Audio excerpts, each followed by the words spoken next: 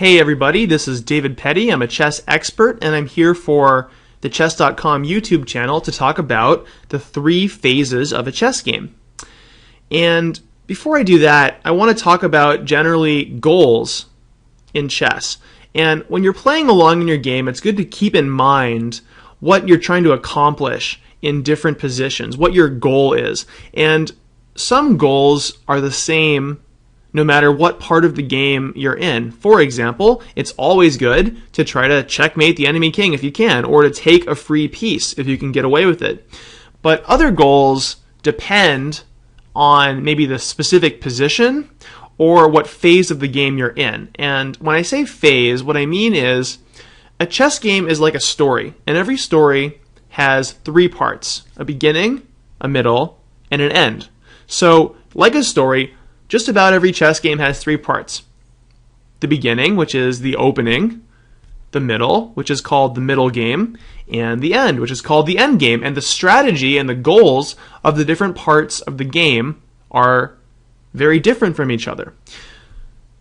Now, of course, not every single chess game has all 3 of these parts. For example, here's a chess game that only goes 2 moves and ends in the opening. This game never had a middle game, it never had an end game, and it barely had an opening, right? Because checkmate happened right away. This is the fastest checkmate possible. But most games will not end instantly like this, and they'll have an opening, a middle game, and an end game.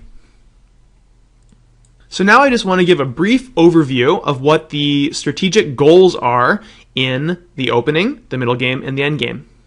So the opening is all about developing your pieces, getting your guys out. To do anything in a chess game, you're going to have to use your pieces, right? I mean, you can't just do everything with your king. You have to go out with your army and accomplish things. And right now, at the start of the game in this position, your pieces are pretty bad. Every chess piece has a certain potential for how many squares it could control if it were at its most powerful. For example, here the bishop has how many different squares that it can move to? Well, it has 13 squares. So this bishop is doing fantastic. It can move to as many squares as it ever possibly could, and that is a good bishop. Likewise, this rook here is doing pretty well. How many squares can a rook move to on an empty board? Very good. A rook can move to 14 squares on an empty board, 7 along the file and 7 along the rank. A queen, the most powerful piece, can move to a total of 27 squares when she's at her maximum potential, right? You can barely see the queen here because she's got so many arrows shooting out of her. And the knight can move up to 8 squares when it's at its maximum potential. But at the start of the game here, how many squares can your bishop move to out of its possible 13? 0, right? The bishop can't move. How many squares can the rook move to? 0, right? Your queen, the most powerful piece, has a total of 0 squares out of 27 that she could possibly move to. She can only move to 0, right? So your pieces at the start of the game are at kind of like, 0% power, or maybe like 5% power. The knight's doing like okay because he can move to 2 squares, but that's still only 25%, right? 1/4 of the 8 squares he could potentially move to. So the goal of the opening is to kind of wake your pieces up, bring them out, and help them to attack squares and kind of live up to their full potential. So an excellent first move in the game is the move pawn to e4, because it activates 3 of your pieces. Well, 2 a lot and 1 just a little bit. How many different squares did your pieces gain access to from that move? Count them up really quickly. All right, your pieces gained access to 11 new squares. 4 squares for the queen this way. 5 squares for the bishop on this diagonal. And 1 new square each for the king and the knight, right? the king and the knight can both go to e2 as well. So that's 11 new squares for your pieces to move to from just one pawn move. That's an amazing first move, giving you a whole bunch of new options that you didn't have before. Compare this first move, e4, to the move h6 by black. This is an atrocious move because it doesn't really help you to activate your pieces. It's true it gives your rook one new square, but first of all, even if you move your rook to this h7 square, he doesn't improve, right? He still only has one square. You can kind of move back and forth, and he's not getting any better, right? Secondly, even if you gain one square for your rook, you took away one square from your knight.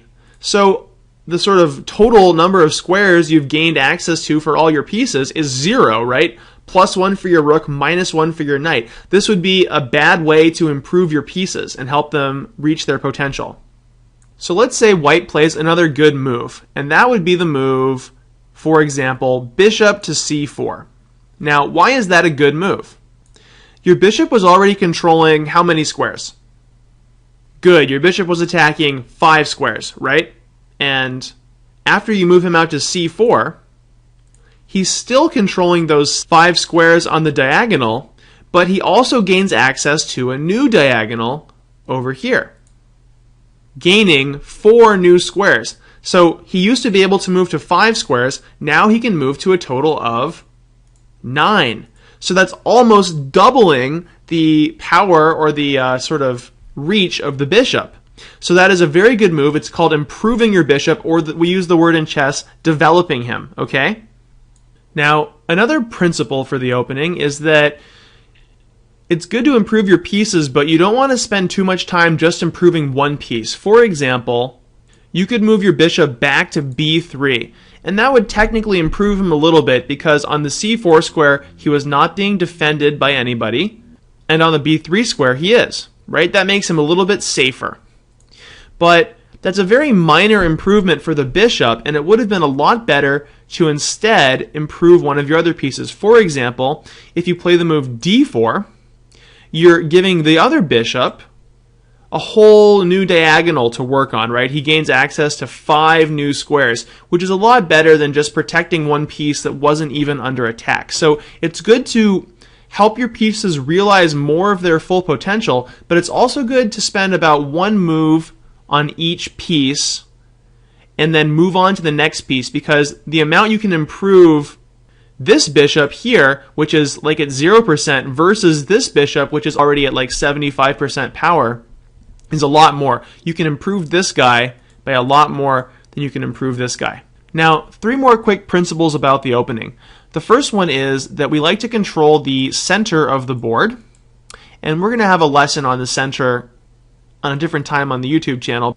But the long and short of it is this. The center is the crossroads of the chessboard, right? A lot of different files, ranks, and diagonals shoot through the center. From the center, your pieces can move in any direction and go to any sort of side of the board. If you have a knight here in the middle of the board and the action is over here on the king side, the knight can hop over there quickly and join the fight. If you have a fight over here, the knight can quickly hop over to that side and join the fight over there. So it's very flexible to have your pieces in the center. Number 2 is that you don't want to make a lot of pawn moves in the opening. And if you think about it in terms of improving your pieces, how many squares do your pawns control at the start of the game? Exactly, they control 2 squares, right? And what is the maximum number of squares a pawn can ever control? A pawn can only ever control 2 squares, right? If we move our pawn to e4, well, it's nice that we put our pawn in the center, but he still is only controlling 2 squares. It's true that the quality of the squares that he's controlling has gotten better, because now he's attacking squares in the center and helping us control an area of the board that we want to control. But still, he was already controlling 2 squares back at home, right? So there's not as much to gain by pushing your pawns out. The main thing you gain by pushing your pawns forward is releasing your pieces. So you only need to make 2 pawn moves to get all your pieces out. You move your 2 center pawns like this, for example, and that releases both of your bishops. Your knights can come out, by themselves because they jump. The queen doesn't have to go out too far at the start of the game. And then the last principle of the opening is that you want to get castled.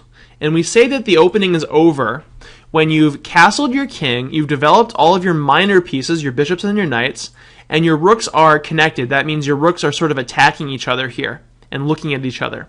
And this would be a perfect opening for white, developing all of his pieces. Meanwhile, black was, I don't know, jumping his knight back and forth in circles and not making any progress. This would be a perfect setup for white in the opening.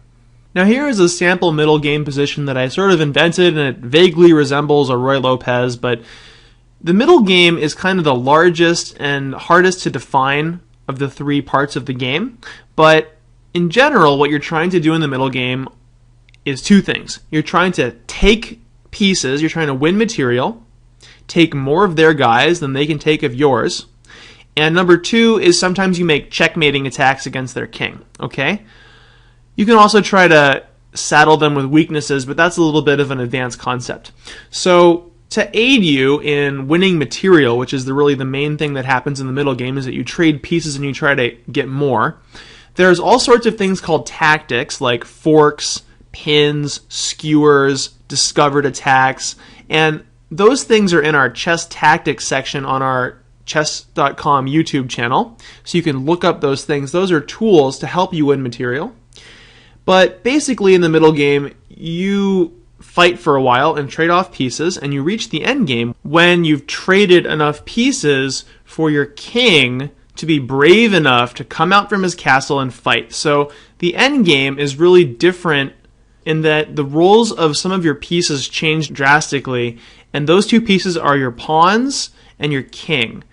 A big thing about the endgame is that your king is now able to come out into the game and join, right? The king, we never tried to activate him at the start of the game, because if you activate your king by running into the middle, where he's strongest, then you'll get checkmated, because there's too many enemy pieces running around. But in the endgame, when we've traded off pieces, with only a couple pieces left, the king comes out and fights, so we centralize our king.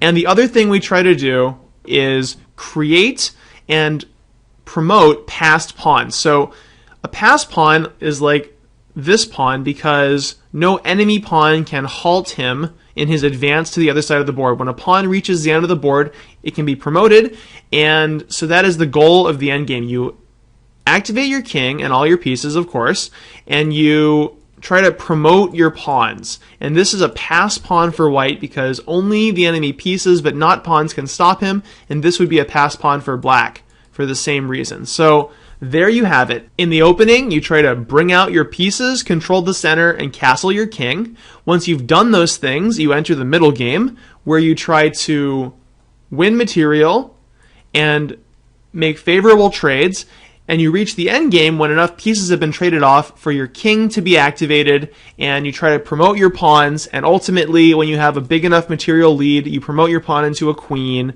and you go checkmate the enemy king. And those are the three phases of the game and the corresponding general strategies and goals that go with them.